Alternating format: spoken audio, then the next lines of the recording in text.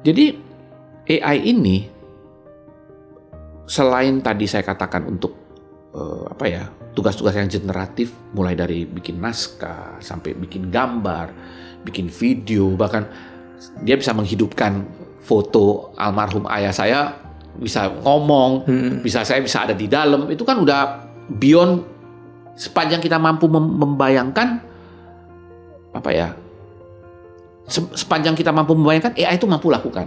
Seperti Disney bilang, if you can imagine it, you can do it. Itu benar-benar nyata gitu loh. Banyak calon entrepreneur yang terhambat karena merasa nggak punya tim atau modal atau latar belakang bisnis. Nah, sejauh mana AI ini, Mas, bisa berperan sebagai partner bagi orang yang memulai bisnis dari nol, Mas? Oke. Itu bagus, bukan dari nol, bahkan kadang dari minus. Oke. Orang kalau dari minus itu kan, aduh, aku ini apa ya, negative thinking aja gitu loh. Nah, di buku Bangun Ide Bisnis Bareng AI ini memang dibahas step by step. Mulai dari ideation. Kalau aku punya ide gini gimana ya? Nah, bahkan cara bertanyanya pun kita berikan tipsnya sebagai pemancing ya. Sehingga ya itu tadi, Mas Gulam, mulai dari ide, kemudian dari ide itu next-nya apa? Bagaimana eksekusinya?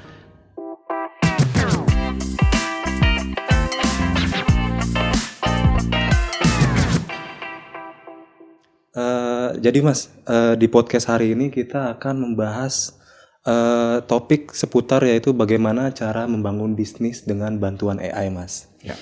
Dan ini juga referensinya dari buku Mas Adi, yaitu buku yang berjudul Bangun Bisnis Bareng AI. Di sini sudah ada bukunya ya teman-teman. Jadi teman-teman yang mau beli bukunya bisa dapatkan di toko buku Gramedia terdekat atau melalui platform online seperti gramedia.com. Oke Mas, sebelum masuk ke topik, di sini saya izin mau memperkenalkan Mas Adi dulu. Jadi Mas Adi Putrawijaya atau biasa dikenal dengan Mas Adi adalah entrepreneur sekaligus pendiri dari Garudapreneur, sebuah inkubator bisnis yang didedikasikan untuk menanamkan mindset wirausaha sejak dini pada generasi muda, khususnya pelajar. Dan sejak 2010, Mas Adi aktif membimbing ribuan siswa dalam membangun ide bisnis yang berani, realistis, dan berdampak. Beliau juga merupakan penulis buku Ledakan Ide Bisnismu dalam 9 minggu yang diterbitkan pada tahun 2017. Dan kini beliau juga baru saja merilis bukunya yang berjudul Bangun Bisnis Bareng AI. Nah, Oke Mas, saya mau nanya nih Mas, apa sih Mas yang melatar belakangi Mas Adi tuh untuk menulis buku Bangun Bisnis Bareng AI, Mas? Oke, ini pertanyaan menarik sekali ya. Apalagi buku yang terakhir yang menyangkut entrepreneur itu kan ditulis tahun 2017. Oke. Jadi pada waktu itu buku itu saya tulis bareng adik saya, Pak Aries. Tapi buku yang terakhir ini saya nulis bareng anak-anak saya. Yang pada waktu saya tulis 2017 itu anak-anak saya itu Michael dan Nicholas itu masih sekolah dasar lah. Tapi hari ini mereka sudah menjadi seorang mahasiswa dan lulus sekolah menengah atas. Nah, kami ini sering ngobrol, ya, ngobrol di meja makan, kadang-kadang lagi santai. Terutama kalau lagi menghadapi tugas dari sekolah. Baik sekolah ataupun kampus hari ini memang luar biasa ya. Beda sekali dengan mungkin 10 tahun yang lalu atau zaman saya. Hari ini institusi pendidikan sangat mendorong para siswanya itu untuk punya bisnis, untuk mulai punya bisnis lah. Mindsetnya itu bukan lagi menjadi seorang profesional, tapi yuk jadi seorang entrepreneur. Dan kita tahu juga bahwa sebuah negara yang makmur maju itu bila memiliki setidaknya 3% lah entrepreneur di dalam negara tersebut. Nah, jadi mereka sering bertanya pertanyaan-pertanyaan yang kalau untuk ukuran saya ini pertanyaan yang agak konyol, tapi sekali lagi kan mereka masih sekolah. Masih sekolah sehingga wawasannya juga mungkin belum luas. Buat orang-orang yang biasa sudah bisnis bisa ini pertanyaannya kok kayak gini. Tapi dari pertanyaan-pertanyaan mereka, saya jadi tahu, oh rupanya anak-anak sekarang ini cara mereka berpikir itu seperti ini. Dan penggunaan AI buat mereka tuh biasa sekali. Tapi sayangnya pertanyaan-pertanyaan mereka tanyakan juga kepada AI kurang dalam. Jadi alat yang sama, alat bantu yang sama yang kita sebut AI ini, misalnya ditanyakan oleh orang yang sudah berpengalaman dengan anak-anak yang wawasannya belum luas, jawabannya bisa berbeda. Nah, dari sanalah akhirnya kemudian saya bilang sama Michael dan Nicholas, gimana kalau kita sama-sama bikin satu buah buku yang bisa membantu juga teman-teman kamu. Bagaimana cara bertanya. Jadi cara bertanya itu pun harus ada mindsetnya kan. Nah, mindsetnya didasarkan oleh apa? Baru bisa muncul pertanyaan itu. Nah, makanya buku kami ini gayanya storytelling. Ceritanya, jadi supaya, karena target marketnya kan anak-anak sekolah ya. Karena anak sekolah kalau baca teks buku itu pasti baru 2-3 halaman udah males. Tapi kalau baca cerita, storytelling tentang seorang anak yang namanya Fajar, dia itu pengen dapat uang jajan, kok relate gitu loh. Nah akhirnya lahirlah buku ini. Oke, menarik Mas. Jadi bermula dari obrolan antara ayah dan anak ya Mas. Benar. Karena saya kan, saya ngerti AI, tapi Michael dan Nico itu lebih jago mereka nguliknya. Mereka hanya dikasih petunjuk beberapa, kayak gini Pak rupanya ya. Mereka langsung rubah pertanyaannya dan hasilnya ya kemudian men-trigger lagi. Jadi memang ya sekali lagi entrepreneur itu mindset. Begitu mindsetnya ditwist dikit, cara mereka bertanya pun jadi berbeda. Oke. Kira-kira begitu. Nah, ngomong-ngomong soal AI nih Pak. Ya. Sekarang kan AI di sekitar kita itu udah ada di mana-mana ya Pak ya. Tapi banyak orang yang masih melihatnya itu cuma sebagai alat bantu kerja atau hiburan gitu Mas. Ya. Nah, menurut Mas Adi, di bagian mana AI paling berdampak besar dalam membangun sebuah bisnis? Bukan hanya sekadar mempermudah kerja Mas. Oke. Kalau dalam konteks buku ini ya dan pengalaman saya sering menggunakan AI itu sebagai teman brainstorming, curah pendapat.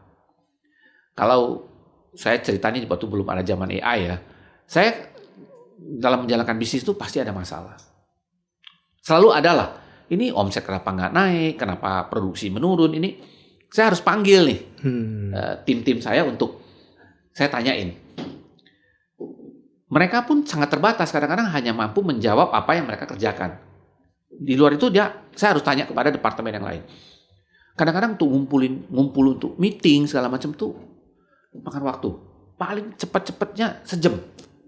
Tapi dengan AI, saya berikan dia data, kemudian menurut kamu kalau kondisinya seperti begini, hasilnya seperti apa ya? AI dapat mengeluarkan pandangan-pandangan dia yang ya walaupun tidak semuanya benar ya, tapi menurut saya itu oke gitu loh. Dia men-trigger. Oh iya ya, ini point of view-nya saya nggak pikir ke sana ini. Sama lah kalau saya lagi meeting dengan tim kan juga kadang-kadang informasi dari bawah bisa men-trigger point of view kita. Iya ya, saya nggak kepikir ke sana itu. Nah, kira-kira begitulah. Nah, jadi buat saya AI itu lebih kepada partner untuk curah pendapat. Brainstorming itu powerful sekali menurut saya. Nah, tadi kan kita sudah bahas, jadi AI itu untuk keperluan bisnis itu bisa jadi partner brainstorming ya Mas ya? Ya. Nah, sekarang menariknya semua orang hari ini punya akses ke tools AI yang relatif sama Mas. Nah, apa yang membedakan orang yang sekadar pakai AI dengan mereka yang benar-benar membangun bisnis dengan AI Mas? Apa tuh Mas yang membedakan? Nah itu tadi, satu mindsetnya dulu nih. Pada saat ketika kita mau bertanya, itu sangat menentukan bunyi pertanyaannya. Kalau bahasa teknisnya prompt-nya, ya. Kalau mindsetnya itu kita kurang luas atau apa ya istilahnya ya, wawasannya kurang luas lah. Nanyanya itu prompt-nya dangkal dan si AI jawabnya juga sangat generik sekali. Contoh, AI tampilkan kepada saya bisnis-bisnis yang dapat dikerjakan di rumah. Dengan kamu adalah seorang konsultan, dan juga sekaligus praktisi UMKM. Tolong bantu saya berikan ide-ide bisnis rumahan yang dapat memberikan omset sebesar 50 juta setiap bulan yang dapat dikerjakan berapa jam. Nah, itu jawabannya bisa lain. Nah, tentu saja untuk bisa menghasilkan pertanyaan-pertanyaan yang dalam, ya kita juga perlu membaca. Nah, makanya banyak membaca ya, kita juga harus banyak baca, ketemu orang, nonton atau mengisi isi kepala kita ini dengan wawasan kita. Sehingga dia jadi luas. Jadi sehingga kita bertanya itu tidak dangkal. Nah, saya tadi pagi baru dapat melihat satu buah konten tentang scan otak. Orang-orang yang terlalu banyak menggunakan AI dan tidak menggunakan AI. Tapi saya belum, karena tadi kan lihatnya di sekilas ya. Saya belum cek nih. Ini clickbait atau riset yang benar saya belum tahu. Tapi inti dari konten itu adalah dia ingin mengatakan, lu kebanyakan pakai AI tuh, lihat otak lu tuh jadi nggak berkembang. Kira-kira begitulah. Tapi sekali lagi, mungkin ada benarnya. Kalau AI ini kita salah pakai, itu benar-benar otak kita nggak berkembang gitu loh. Nggak mau mikir jadinya. Tapi sebaliknya, kalau kita sudah punya wawasan yang dalam dan kita gunakan AI itu sebagai alat bantu dan partner untuk brainstorming, saya malah berpikir sebaliknya. Otak kita malah jadi ke-trigger untuk memikirkan hal-hal yang baru. Itu opini saya. Oke, jadi yang membedakan itu kita bangun mindset kita sendiri dulu, baru kita sesuaikan promptnya kepada AI gitu ya Mas ya? Iya, benar. Nah, ngomong-ngomong tadi kan sudah sebutin soal tools AI Mas. Kalau Mas Adi sendiri sering pakai tools AI yang mana Mas? Kan tools AI itu banyak ya Mas ya? Ya, ini jadi sebut merek ya jadi Jaya. Jadi susah ya. Saya sering pakai yang memang cukup terkenal ya, itu ChatGPT. Tapi bukan hanya ChatGPT aja, saya juga pakai mungkin notebook LLM.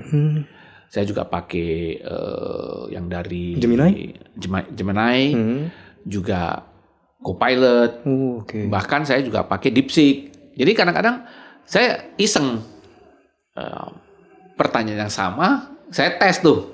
Saya kalau website di komputer ya, website saya buka berjejer tuh, saya copy.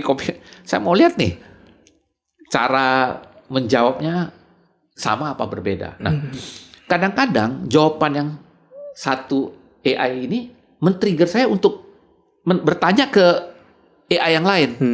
Jadi lama-lama jadi saya menjadi moderator dari AI yang berdiskusi. Itu powerful sekali. Jadi saya tidak fanatik terhadap satu jenis tools, tidak. Lihat konteksnya. Jadi saya kadang-kadang ya begitu, saya nyalain semua, dan memang yang berbayar dan gratis itu beda. Itu kita harus akui dulu ya. Loh kok Pak Adi ngomong kemarin dalam, kok saya dapatnya kok gitu-gitu aja. Sebentar dulu, ini berbayar apa yang gratis? Kalau yang gratis kan pasti dibatasin. Tapi apakah gratis itu tidak ada manfaatnya? Tetap juga ada. Hanya perlu agak extra effort lah. Namanya juga barang gratisan. Nah, jadi kalau dapat saya simpulkan dengan sebuah kalimat, jangan terpaku pada satu saja. Jangan terpaku pada satu AI. Dan harus explore. Harus dikombinasikan ya Mas ya? Dan menarik loh, kadang-kadang kalau kita melihat sesama AI ini, saya kan suka iseng ya, menurut ini ngomong kayak begini, menurut kamu gimana? Wah, seru. Lihat orang-orang itu, lihat mesin-mesin itu berdiskusi gitu loh, dan kita jadi moderatornya. Tuh. Itu menarik. Silakan dicoba deh, Misalnya ini ya, saya sering kali gini, yang kayak tadi, kamu adalah seorang konsultan dan juga praktisi UMKM yang sudah berpengalaman puluhan tahun. Kalau mau lebih detail lagi, dari zaman belum online berkembang sehingga kamu beradaptasi juga dalam online. Coba bantu saya berikan ide-ide bisnis yang dapat dilakukan di saat ini dan masa depan 2026 sampai dengan 2029 misalnya. Ya, tunggu dia jawabnya apa. Nah, dari sana itu kamu lempar lagi ke tools yang lain dan kita lihat apa jawabannya. Kok ngomongnya begini, si Anu ngomongnya begini, kok kamu ngomongnya begini, kita adu. Itu seru sekali. Coba deh pemirsa tips yang saya sampaikan ini dicoba. Nanti kita bisa coba ya teman-teman. Seru. Jadi juga bisa mengeksplorasi kenapa buku Bangun Bisnis Bareng AI itu bener-bener kayak gini toh caranya. Jadi intinya jangan terpaku dengan satu tools ya Mas ya. Nah, jangan percaya 100% juga diuji. Kadang-kadang AI itu suka halu dan suka nyenengin kita. Kalau saya kritik misalnya, kok kamu ngomongnya gini nih? Oh ya maaf, kamu benar. Ini gawat juga nih.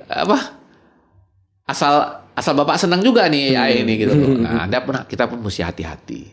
Ya dengan menggunakan banyak AI itu juga kita bisa mengcompare hasil jawabannya, hasil responnya. Dan logika kita, critical thinking kita juga bisa ikut tertrigger gitu loh. Nah selanjutnya Mas, saya mau nanya, kan banyak calon entrepreneur yang terhambat karena merasa nggak punya tim atau modal atau latar belakang bisnis. Nah sejauh mana AI ini Mas bisa berperan sebagai partner bagi orang yang memulai bisnis dari nol Mas? Oke. Itu bagus, bukan dari nol, bahkan kadang dari minus. Oke. Orang kalau dari minus itu kadang-kadang aduh aku ini apa ya, negative thinking aja gitu loh. Nah di buku Bangun Ide Bisnis Bareng AI ini memang dibahas step by step. Mulai dari ideation. Kalau aku punya ide gini gimana ya? Nah bahkan cara bertanyanya pun kita berikan tips ya. Sebagai pemancing ya.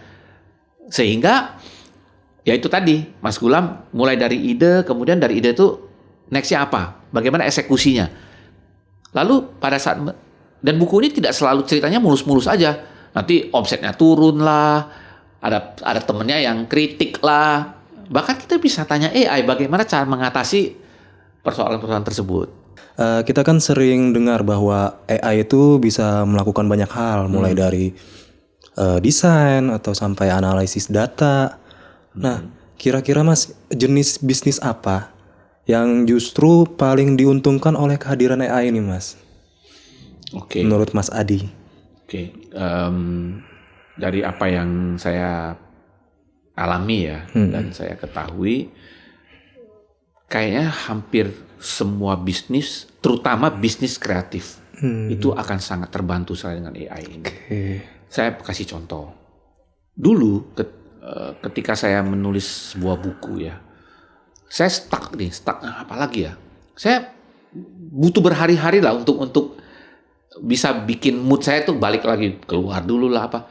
Tapi kalau hari ini saya stuck, oke, gak apa-apa, break sebentar, saya balik lagi, saya pancing minta tolong AI untuk what next ya. Dia bisa kasih saya ide. Oh iya ya, saya lanjut lagi. Jadi jedanya itu nggak lama.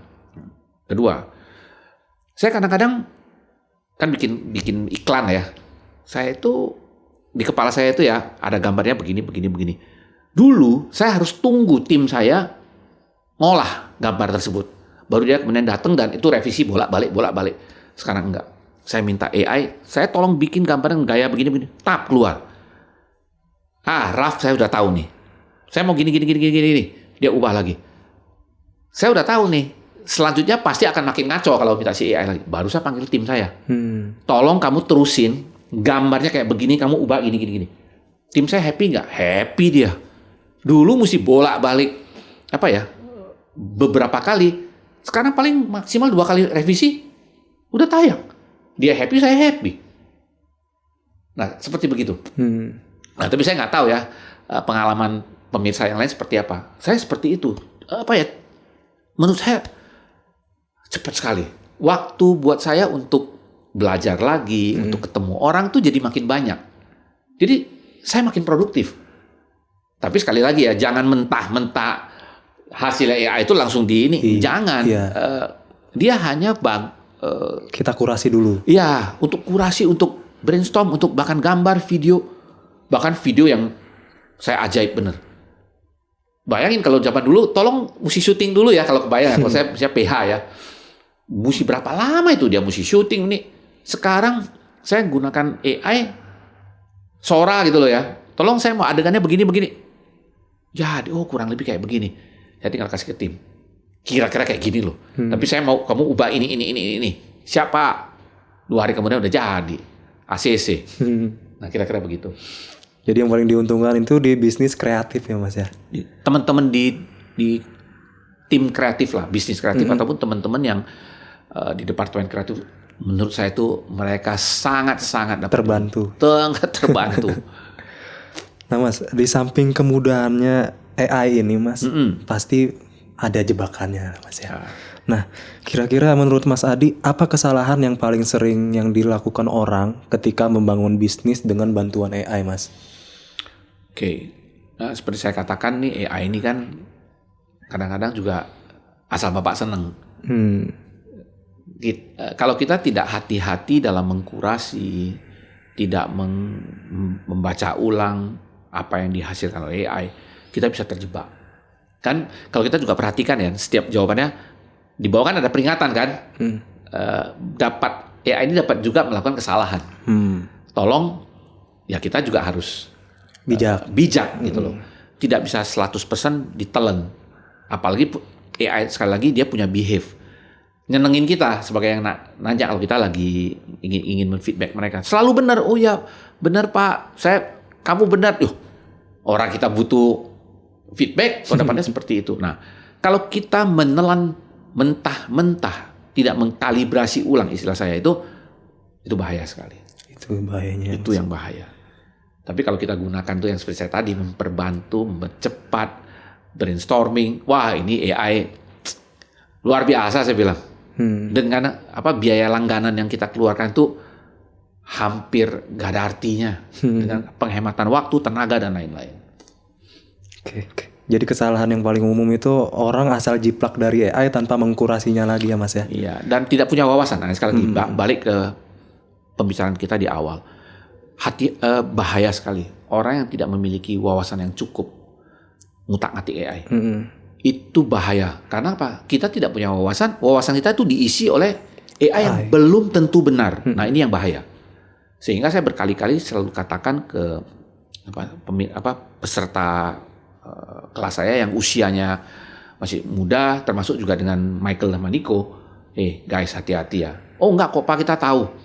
Ini kalau kita tidak punya wawasan yang cukup, kita bisa digiring. Mereka benar. Tapi berapa banyak anak-anak seusia Michael dan Nico yang seperti mereka? Nah, kita yang sebagai orang tua yang sudah mungkin lebih punya wawasan harus selalu terus-menerus mengingatkan ke anak muda. Hati-hati, apa yang AI sampaikan itu belum tentu benar.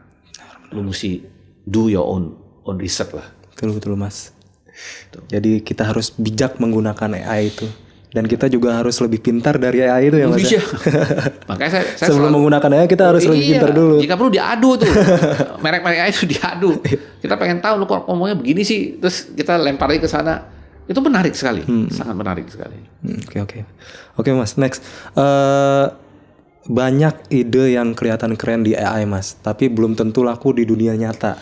Nah, bagaimana menurut Mas Adi cara menggunakan AI untuk memvalidasi ide bisnis supaya tidak cuma terdengar bagus tapi benar-benar punya pasar, Mas? Pertanyaan itu sebenarnya AI bisa jawab juga. Jadi kadang-kadang begini, saya kasih tahu, saya cerita sedikit. Tapi ini kita mau dengar dengan apa dari pandangan Mas Adi? Bukan ini pengalaman saya ya. Iya, oke. Setiap ide, kalau pemirsa masih dapat ketemu buku saya yang bangun ide bisnis Anda dalam 9, ledakan ide bisnismu dalam 9 minggu. Itu ada satu bab tentang MVP. Sebelum suatu produk diluncurkan secara massal, kita harus tes dulu nih dalam unit kecil. Ini idenya jalan nggak? Fitur yang paling sederhana yang dapat diuji. Nah, prototype lah ya. Prototype, good. Kalimatnya prototype. Kita bikin prototype untuk tes. Jadi sebelum kita produksi massal, benar nggak bahwa cangkir ini dibutuhkan oleh masyarakat? Cangkir yang ada tutupnya seperti ini, diulir atau apa? Kita cek dulu. Lalu ada tahapannya. Oh bagus. Biasanya orang itu cenderung menyenangkan kita. Pasti bilang, oh apalagi teman kan, bagus Mas Gula masuk. Tes keduanya apa? Suruh beli. Ada harganya. Bagus ya? Mau beli nggak? Begitu dia bilang, ini jangan-jangan dia cuma mau nyenengin saya doang. Nah, itu kan ada proses yang begitu panjang untuk tes suatu produk dia dapat diterima oleh market apa tidak. Nah, kita bisa pakai AI untuk mempersingkat. Bila saya punya produk begini, prototipe begini, kalau ada gambarnya, kasih masuk, upload gambarnya. Ada videonya, upload videonya. Tolong bantu saya membuat langkah-langkah pengujian terhadap produk ini. Dia bisa keluar tuh pertanyaan-pertanyaan yang harus ditanyakan. Kadang-kadang kita mau wawancara tes suatu produknya, pertanyaan mulai dari mana ya? Kita pun bingung. Apakah produk ini menarik buat kamu? Masa pertanyaan kayak begitu? Nah, AI bisa bantu kita. Nah, jawaban-jawaban yang sudah disusun oleh AI, kita gunakan ini untuk tes. Itu sangat hemat sekali. Jadi AI bisa bantu buat nguji produk kita sebelum terjun ke pasar ya Mas. Benar. Nah tadi benar. Nah tadi kita juga udah ngomongin Mas, AI itu bisa buat bantu bikin konten atau ngatur keuangan atau operasional. Nah kira-kira menurut Mas Adi sendiri itu AI lebih kuat untuk sisi kreatif atau justru untuk sisi operasional bisnis Mas? Dan apa alasannya? Oke. Nah kalau menjawab itu sih kita harus tahu dulu ya perkembangan AI. Saya secepat aja. AI sebenarnya kan dikenal udah lama, tapi kan dia narrow. Narrow itu dia hanya bisa mengerjakan satu pekerjaan spesifik. Mesin-mesin pabrik itu kan udah begitu kan. Tapi kemudian kan muncul yang generatif yang sekarang. Dia udah bisa lebih general, bisa macam-macam lah, tidak hanya satu tugas. Nah, yang ke depan tuh nanti yang super intelligent. Super intelligent itu yang kayak di film-film. Kayak Jarvis. Tolong ini itu udah super itu. Kayak asisten pribadi. Oh, udah itu super. Kapan tuh terjadi saya tidak tahu, tapi kayaknya bisa saja cepat lah kan melihat perkembangan. Nah, jadi AI ini selain tadi saya katakan untuk tugas-tugas yang generatif, mulai dari bikin naskah sampai bikin gambar, bikin video, bahkan dia bisa menghidupkan foto almarhum ayah saya, bisa ngomong, saya bisa ada di dalam. Itu kan udah beyond, sepanjang kita mampu membayangkan sepanjang kita mampu membayangkan, AI itu mampu lakukan. Seperti Disney bilang, if you can imagine it, you can do it. Itu benar-benar nyata gitu loh. Nah, AI ini ketika dia sudah generatif, artinya bisa kreatif dan juga sisi operasional. Balance justru Mas. Dia karena sudah, apalagi nanti kalau dia udah super intelligent, jangan-jangan ini joke saja ya konteksnya. Pemuka agama pun bisa digantikan nanti. Jawabannya mungkin lebih menyenangkan hati umat, ya kan, kira-kira begitu. Malah saya pernah dengar berita katanya di negara mana gitu AI itu bisa jadi menteri Mas. Nah itu udah bisa jadi menteri. Jadi itu kalau sudah yang super intelligent ya, intelligent. Jadi kalau pertanyaannya tadi lebih cocok apa, kreatif atau operasional? Wah, hari ini sih kalau sudah generatif ya, dia sudah bisa apa aja. Bisa apa aja berarti. Bisa apa aja. Bayangannya Jarvis Iron Man lah ya. Bayangan itulah. Tapi memang hari ini teman-teman di kreatif tuh lebih kepake banget ya. Tadi saya ceritakan case itu bagaimana saya mulai bikin konsep segala macam, dia cepat sekali. Oke Mas Adi. Nah kalau AI itu bisa melakukan banyak hal Mas, seperti pekerjaan teknis. Nah peran manusia gimana Mas? Tentu akan bergeser kan ya. Nah kira-kira skill manusia apa yang justru akan semakin penting Mas, agar bisnis tetap relevan di era AI ini Mas? Oke, ini kan pertanyaan dulu atau awal-awal robot atau mesin uap pada zaman dulu kan. Mesin tenun, mesin menggantikan tenaga manusia. Ya, revolusi industri ya kan. Wah, jadi gimana dong manusia? Lewat berapa abad ternyata manusia nggak tergantikan juga gitu loh. Tapi memang tenaga manusia itu yang dulu butuh 10 orang tuh jadi tinggal mungkin 2. Itu kan kalau kita dulu ngomong narrow artificial intelligence kan tenaga manusia. Tapi hari ini AI itu udah mulai menggantikan pemikiran. Yang tadi saya cerita, tim saya itu dulu ya saya ngomong apa adanya, 8 orang. Sekarang hanya tinggal 3 orang. Sisanya saya dibantu sama AI. Tergantikan pasti, suka tidak suka. Kalau kita tidak upgrade. Nah, tapi kalau kita upgrade, kenapa takut? Kan gitu. Nah, skill apa? Long life learning. Long life learning. Jangan berhenti belajar. pasti kita tidak akan tergantikan. Kita belajar memanfaatkan. Oh dia ngerti gini, saya belajar manfaatin fitur yang ini, nggak akan tergantikan. Tapi kalau kita pasrah aja, sekolah pun ogah-ogahan, nggak mau belajar, buku nggak mau dibaca, nontonnya joget-joget, ya itu pasti itu sudah pasti akan tergantikan. Intinya kita kalau mau nggak tergantikan sama AI, kitanya harus upgrade ya Mas. Yes, ya sama seperti ponsel kan. Tiap hari kita buka, izin update, izin update. Ponsel aja begitu, masa manusia malas update. Nah, kalau nggak update ya pasti akan tergantikan. Oke Mas, untuk next pertanyaannya nih Mas, saya mau tanya. Bentar. Salah satu kritik terbesar terhadap penggunaan AI itu dalam bisnis kreatif adalah soal originalitas ya Mas ya. Kita ketahui, dan plagiarisme. Nah, bagaimana cara kita memastikan konten, desain atau ide yang kita buat itu dengan AI tetap orisinil Mas dan aman secara etika maupun hukum? Wah, ini bener, ini isu yang teman-teman kreatif tuh, apalagi yang terakhir tuh yang Studio Ghibli ya. Wah, saya tuh terus terang saya pribadi terganggu juga. Ya ampun, nih kok dengan begitu mudahnya gaya diciplak dan dibikin gitu loh. Nah, lalu kemudian terjadi ada satu masalah. Lini masa kita dipenuhi oleh gambar-gambar ala-ala Ghibli gitu sampai enek gitu loh. Bagaimana caranya? Satu, jangan jiplak, bulet itu dipakai. Gunakanlah AI itu hanya untuk brainstorming. Konsep-konsep awal. Finishingnya tetap harus manusia.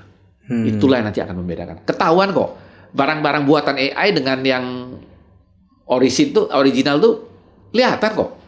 Tapi nggak tahu nanti ya. Tapi menurut saya sih namanya manusia itu tetap punya cara lah untuk ini menjadi berbeda. Ini original. Tapi apakah ketika saya perintahkan AI untuk bikin suatu gambar dengan pemikiran saya dan dia ciptakan gambar itu tidak original. Itu kan original pemahaman saya. Tapi jangan hasil itu langsung diposting. Ditouch up dulu, diubah gini dulu. Menurut saya itu original. Karena namanya mesin kan dia hanya mengikuti apa yang diperintahkan. Tapi kalau misalnya tolong gambarkan foto saya itu seperti Studio Ghibli, wah itu sih benar-benar plagiat gitu loh. Ya jangan kayak begitu. Ya. Yang soal Ghibli sama gambar-gambar anime gitu ya. Kemarin tuh isunya rame tuh. Pixar style, Disney style. Itu sih plagiat lah itu udah. Gitu. Oke. Tapi kalau yang untuk brand road gitu Mas gimana Mas? Nah itu karena dia ketika dia udah ciptakan itu dia tidak mempatenkan. Tapi kan juga AI kan ada aturan, apa yang kamu bikin lu nggak bisa patenkan. Resiko. Nah harusnya ketika dia udah bikin, dia udah jadi nih gambarnya, dia gambar ulang terus dia hak ciptakan. Nah itu bisa Mas hasil AI dipatenkan. Tapi sekali lagi ya, dia gambar ulangnya itu yang dipatenkan. Oh oke. Jadi intinya untuk membedakan orisinalitas itu kita harus punya sentuhan manusia di dalamnya Ya. Mas, di hasil AI itu. Itulah yang dipatenkan. Oke. Jadi kita terlepas, kan bilang enggak, ini kan gue yang gambar.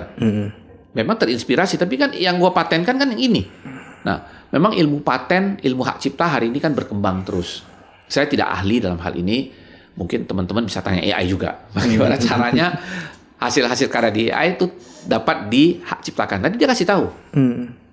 Gitu loh. Bukan berarti bahwa dia nanti, wah ini manusia mau ngelawan saya nggak mau kasih tahu. Saya kasih tahu jawaban yang keliru. Enggak juga. Dia kan namanya mesin. Tinggal tanya aja, kalau saya seperti ini, apa yang saya bisa lakukan agar karya saya itu dapat dihak ciptakan. Nanti dia kasih tahu. Oke. Jadi di sisi originalitas ya intinya harus ada sentuhan manusia. Ya, yang membedakan lah bukan mesin.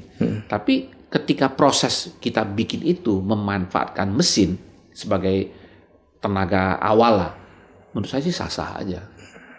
Oke Mas. Oke Mas Adi, sebelum ditutup Mas, terakhir mungkin di luar sana mungkin banyak nih anak muda yang ingin memulai bisnis tapi masih ragu untuk melangkah, Mas. Nah, apa kira-kira pesan dari Mas Adi untuk anak-anak muda, khususnya teman-teman Moneti mungkin bagi yang ingin membangun bisnis dengan bantuan AI, Mas? Pesan-pesan dari Mas Adi apa kira-kira? Kalau mau mulai aja sih. Tapi mulailah, jangan ugal-ugalan. Oke. Apa yang maksudnya mulai jangan ugal-ugalan? Ketika kita mulai itu pastikan modal kan pasti butuh modal kan untuk awal. Jangan terlalu besar. Karena semua bisnis itu pasti punya resiko gagal. Walaupun udah pakai AI ya. Kan AI kan dia juga kan kasih tahu pengetahuan dia aja. Pada saat kita lagi bikin MVP, kita lagi tes.